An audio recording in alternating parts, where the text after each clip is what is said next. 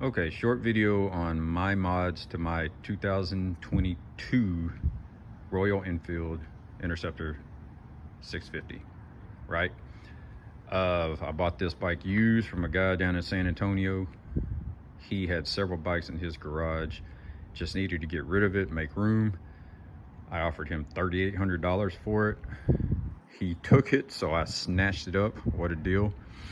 It was completely stock except for he had that brown seat on it, and he had this small windscreen from Royal Enfield on it, which really looks good. It's a good looking little windscreen on it. Really adds to the bike, I think. Since then, it had 431 miles on it when I bought it, so it's basically brand new. I shaved the badges off the tank. It's just a much cleaner look to me without the badges. I love it. I added side bags off of eBay. They were about 70 bucks for each side. They're just slip-ons. They're not replacement for the panels. But I carry the tool bag and extra relay fuses that I ordered. And that's another thing. Those are the relays. I ordered Panasonic ones, so they're supposed to be much higher quality relay fuses for this bike. So that's good. I carry a couple of those in the bag.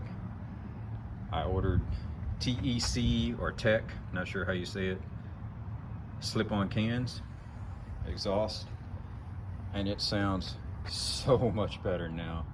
And each can was 7.5 pounds lighter than the original muffler. 7.5 pounds. That's 15 pounds with just one mod. That was great. I took off the stock bar on the back because I do like to go motorcycle camping, and when I go, I just use I don't like saddlebags and panniers and all that stuff, so I just use my Expedition backpack that I take on the trails up in Colorado and New Mexico when I go for a week backpacking, and I just strap it to the bike, and this extra long rack supports the backpack better. It's great. I did also raise the handlebars 1 inch. Got these off of eBay. Came from India as well. Bolted right on, no problem. Didn't have to reroute the cables like some of the other ones.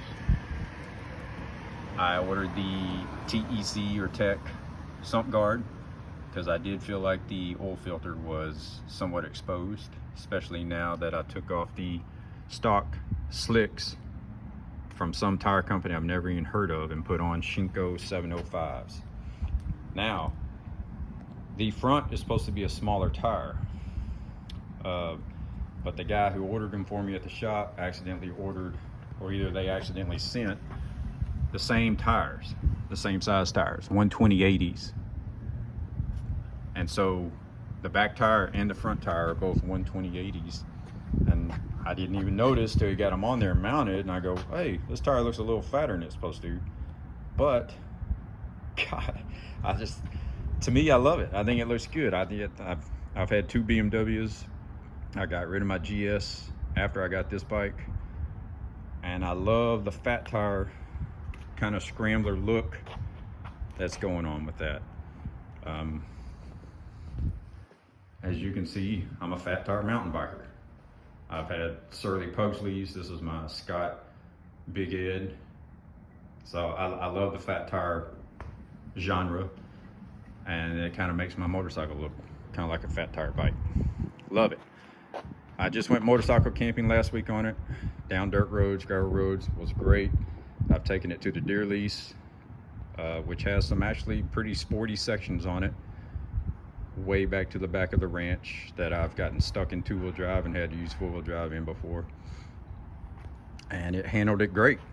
Is it an off-road machine? No, it's not. It's too heavy, but I truly feel like I can handle, a Forest Service road, a dirt road, gravel road, where with just the original slicks on it, I had zero confidence in that. Yeah. So I'm loving this bike. I mean, I really am. And my valve job was coming up for my Beamer. And one of the reasons I went to this bike is it's old school. If you grew up like I did doing top end jobs on Chevy 350s with just shims and valve springs, and it's just simple.